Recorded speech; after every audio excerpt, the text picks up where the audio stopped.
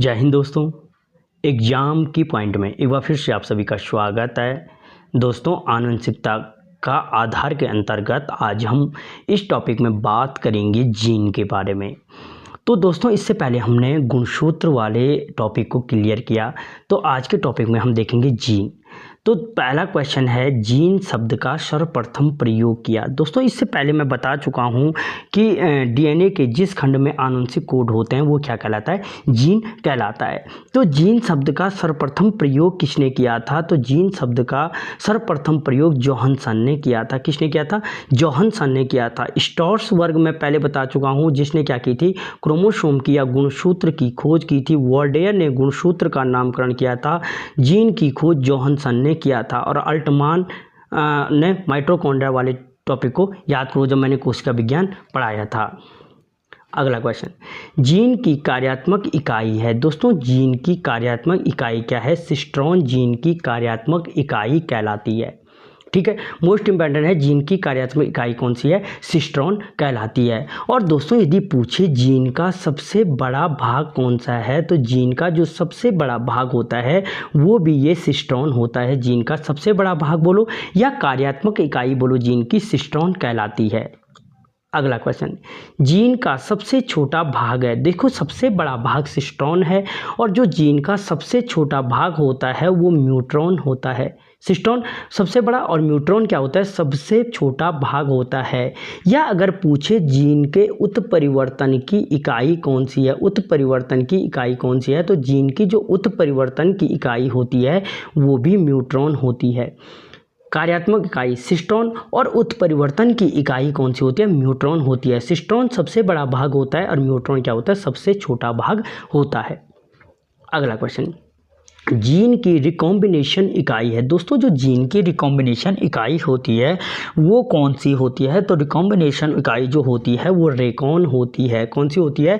Recon होती है। या अगर पूछे जीन के किस भाग में क्रॉसिंग ओवर की प्रक्रिया होती है या क्रॉसिंग की प्रक्रिया होती है, तो जीन की जो क्रॉसिंग की प्रक्रिया होती है वो रेकॉन भाग में होती है। समझ गए?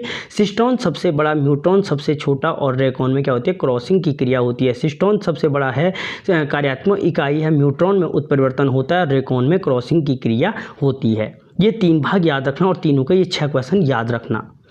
अगला क्वेश्चन, जंपिंग जीन की खोज किस पौधे में की गई थी? दोस्तों, जो जंपिंग जीन की खोज की गई थी वो की गई थी मक्के में की गई थी। किसमें? मक्के में। और किसने की थी? तो मैकक्लिंटॉफ ने की थी। किसने? मैकक्लिंटॉफ ने क्या की थी? मैकक्लिंटॉफ ने क्या की थी? इस जंपिंग जीन की खोज की थी मक्के के पौधे में। अगला क्वेश्चन, एक जीन एक एंजाइम का सिद्धांत प्रतिपादित किया था। दोस्तों, जो एक जीन और एक एंजाइम का सिद्धांत प्रतिपादित किया था, बीडल और टैटम ने प्रतिपादित किया था। जोहानसन ने जीन की खोज की थी। स्टोर्सबर्ग ने गुणसूत्र की खोज की थी। वर्डेयर ने गुणसूत्र का नामकरण किया था। अगला क्वेश्चन, एक पीढ़ी से दूसरी पीढ़ी में लक्षणों का हस्तांतरण करते हैं, तो जीन क्या करते हैं? एक पीढ़ी से दूसरी पीढ़ी में लक्षणों का हस्तांतरण करते हैं। और ये क्या होते हैं? डीएनए के खंड, जिस खंड में आनुवंशिक कोड होते हैं वो क्या कहलाते हैं? जीन कहलाते हैं। अगला क्वेश्चन, कोशिका द्रव्य में पाए जाने वाले जीन कहलाते हैं। दोस्तों, अलग अलग होते हैं। जो कोशिका द्रव्य में पाए जाते हैं वो कहलाते हैं प्लाज्मा जीन। यहाँ पे लिखा नहीं है, प्लाज्मा जीन कहलाते हैं। कोशिका द्रव्य में पाए जाने वाले जीन प्लाज्मा जीन कहलाते हैं। और गुणसूत्र पर पाए जाने वाले जीन जो होते हैं वो जीनोम कहलाते हैं। ठीक है, कोशिका द्रव्य में पाए जाने वाले जीन क्या कहलाते हैं? प्लाज्मा जीन कहलाते हैं। गुणसूत्र पर पाए जाने वाले जीन जीनोम कहलाते हैं। और दोस्तों, केंद्रक गुणसूत्रों में पाए जाने वाले जीन क्या कहलाते हैं? प्लास्टोजीन कहलाते हैं। ठीक है, और माइटोकॉन्ड्रिया में पाए जाने वाले जीन कॉन्ड्रोजीन कहलाते हैं। ये चार चीज़ें याद रखना कि जो कोशिका द्रव्य में पाए जाते हैं प्लाज्मा जीन, गुणसूत्र पर पाए जाते हैं जीनोम, केंद्रक द्रव्य में पाए जाते हैं प्लास्टोजीन या प्लास्टोजीन, और माइटोकॉन्ड्रिया में जो पाए जाते हैं कॉन्ड्रोजीन कहलाते हैं। ठीक है, ये 4 जीन याद रखना, मोस्ट इंपॉर्टेंट क्वेश्चन है। अगला क्वेश्चन, एक जीन द्वारा एक से अधिक फेनोटाइप प्रस्तुत करना कहलाता है। जीनोटाइप और फिनोटाइप आगे आएगा।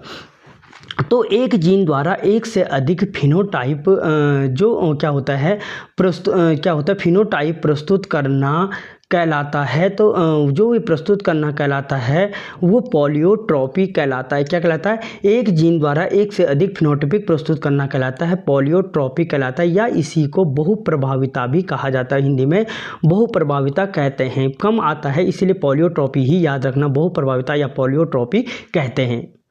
अगला क्वेश्चन, गुणसूत्र पर जीन डॉट डॉट क्रम में व्यवस्थित होते हैं। दोस्तों जो गुणसूत्र पर जीन होते हैं वो रेखीय क्रम में व्यवस्थित होते हैं। किस क्रम में व्यवस्थित होते हैं अगर पूछा जाए तो रेखीय क्रम में व्यवस्थित होते हैं। अगला क्वेश्चन, जीन की एक स्थान से दूसरे स्थान पर स्थानांतरित होने की क्रिया कहलाती है। दोस्तों जीन की जो एक स्थान से दूसरे स्थान पर स्थानांतरित होने की क्रिया कहलाती है वो ट्रांसपोजिशन कहलाती है। ट्रांसपोजिशन कहलाती है, ठीक है। जीन के एक स्थान से दूसरे स्थान पर स्थानांतरित होने की जो क्रिया होती है वो ट्रांसपोजिशन कहलाती है, और वह प्रक्रिया जिसमें गुणसूत्र कई खंडों में टूटता है और फिर आपस में जुड़ जाता है उस क्रिया को ट्रांसलोकेशन कहते हैं। देखो दो चीज़ें हैं, एक जहाँ पर अलग अलग टूटकर जहाँ पे क्या होगा एक स्थान से दूसरे स्थान पर स्थानांतरित होगा वो कहलाएगा ट्रांसपोजिशन, यानी अपनी स्थिति को बदलना। और ट्रांसलोकेशन कहलाएगा कई खंडों में टूटता है और फिर आपस में जुड़कर एक गुणसूत्र का निर्माण करता है, एक जीन का निर्माण करता है, वो स्थिति कहलाती है ट्रांसलोकेशन कहलाती है। ट्रांसपोजिशन एंड ट्रांसलोकेशन दो अलग अलग चीज़ें होती हैं। अगला क्वेश्चन, क्रोमेटिन में डीएनए और आरएनए का प्रतिशत होता है। दोस्तों जो क्रोमेटिन होता है, क्रोमेटिन में क्या होते हैं, जो केंद्रक में केंद्रक द्रव्य होता है वहाँ पे जो क्रोमेटिन होता है उस क्रोमेटिन में याद रखना कि हिस्टोन प्रोटीन होता है, डीएनए होता है और डीएनए होता है और आरएनए होता है। इसमें 85% क्या होता है, हिस्टोन प्रोटीन होता है, 5% डीएनए होता है और 10% आरएनए होता है। इन तीनों को याद रखना, 85% हिस्टोन प्रोटीन, 5% डीएनए और 10% आरएनए होता है, यानी 5 और 10% का अनुपात होता है। अगला क्वेश्चन, गुणसूत्र में धागे नुमा संरचना कहलाती है। दोस्तों यहाँ पे क्या होता है, जो गुणसूत्र में क्या होती है कि गुणसूत्र में जो धागे नुमा संरचना कहलाती है वो क्रोमेटिन कहलाती है। गुणसूत्र में धागे नुमा संरचना क्या कहलाती है, क्रोमेटिन कहलाती है, ठीक है। तो दोस्तों जो क्रोमेटिन होता है उसमें यहाँ आगे होगा क्वेश्चन बना है, हाँ, क्रोमेटिन वो मैट्रिक्स के चारों तरफ की झिल्ली कहलाती है। दोस्तों क्रोमेटिन और मैट्रिक्स के जो चारों तरफ की झिल्ली होती है वो पॉलिकल कहलाती है। क्या कहलाती है, पॉलिकल कहलाती है। और जो ये देखो यहाँ पे ये केंद्रक है, इसमें जो गुणसूत्र होते हैं मैंने कहा 85, 10 और 5% का अनुपात होता है, ठीक है। इसमें क्रोमेटिन में क्या होते हैं, जो डीएनए होता है, अगर पूछे डीएनए पे कितने बेस पेयर पाए जाते हैं तो 147 बेस पेयर पाए जाते हैं डीएनए पे, और 8 बेस पेयर पाए जाते हैं, लिपटे होते हैं हिस्टोन प्रोटीन पे पाए जाते हैं। धागे नुमा संरचना में बता चुका हूँ क्रोमेटिन कहलाती है, ठीक है। और क्रोमेटिन जो होता है मुख्यतः डीएनए और हिस्टोन प्रोटीन के बने होते हैं, ठीक है। क्रोमेटिन और मैट्रिक्स के चारों तरफ की झिल्ली क्या कहलाती है, पॉलिकल कहलाती है। एक एक क्वेश्चन के द्वारा समझाया गया है। पॉलीटीन गुणसूत्र की खोज की गई थी। दोस्तों जो पॉलीटीन गुणसूत्र होता है, पॉलीटीन गुणसूत्र की खोज की थी। तो दोस्तों पॉलीटीन गुणसूत्र की खोज किसने की थी, बियानी ने की थी। जोहानसन ने क्या किया था, जीन की खोज की थी। दोस्तों जो पॉलीटीन गुणसूत्र होता है, सबसे बड़ा गुणसूत्र अगर पूछे तो कौन सा है, तो पॉलीटीन गुणसूत्र क्या है, सबसे बड़ा गुणसूत्र होता है। पॉलीथीन हो गया। पॉलीटीन गुणसूत्र की खोज की थी, कहाँ की थी, तो दोस्तों मैंने कहा था बियानी ने की थी। और इसका नामकरण किसने किया था, तो इसका नामकरण कोलर ने किया था। पहली चीज़ कि अगर पूछे पॉलीटीन गुणसूत्र की खोज किसने की, बियानी ने की। इसका नामकरण किसने किया, कोलर ने किया। कहाँ पे इसकी खोज की गई थी, तो लार ग्रंथि डिप्थेरा में क्या की गई थी, डिप्थेरा की लार ग्रंथि में क्या की गई थी, इसकी खोज की गई थी। किसकी, पॉलीटीन गुणसूत्र की, जो सबसे बड़ा गुणसूत्र होता है। अगला क्वेश्चन, गुणसूत्र की संपूर्ण संरचना कहलाती है। दोस्तों जो गुणसूत्र की संपूर्ण संरचना होती है वो कैरियोटाइप के नाम से जाना जाता है। किसके, कैरियोटाइप के नाम से। इंडियोग्राम मैंने कहा था गुणसूत्र का क्या कहलाता है, जो गुणसूत्र का चित्रात्मक प्रदर्शन होता है इंडियोग्राम कहलाता है। और गुणसूत्र का जो मानचित्र तैयार किया था किसने किया था, अगर आपने पहले का देखा है तो मॉर्गन ने किया था। अगला क्वेश्चन, मक्का जिसमें 10 जोड़ी गुणसूत्र पाए जाते हैं उसमें संलग्न समूह की संख्या होगी। दोस्तों अगर मक्के में 10 जोड़ी गुणसूत्र पाए जाते हैं उसमें संलग्न समूह की संख्या भी 10 ही होगी, क्योंकि संलग्न समूह की संख्या जो होती है समूह की संख्या अगुणित समूह की संख्या के बराबर होती है। संलग्न समूह की संख्या बराबर क्या होती है? अगुणित समूह की संख्या के बराबर होती है। अगला क्वेश्चन, एक उत्परिवर्तित जीव जिसमें आवश्यक यौगिकों को संश्लेषित करने की क्षमता समाप्त हो चुकी है कहलाता है। दोस्तों कोई भी उत्परिवर्तित जीव जिसमें आवश्यक यौगिकों को संश्लेषित करने की क्षमता समाप्त हो चुकी है वो ऑक्जियोट्रॉप के नाम से जाना जाता है। ठीक है, क्या कहलाता है? ऑक्जियोट्रॉप के नाम से जाना जाता है। जबकि जो कैरियोटाइप होता है, गुणसूत्र की संपूर्ण संरचना कैरियोटाइप कहलाता है। गुणसूत्र का मानचित्रात्मक प्रदर्शन इंडियोग्राम कहलाता है।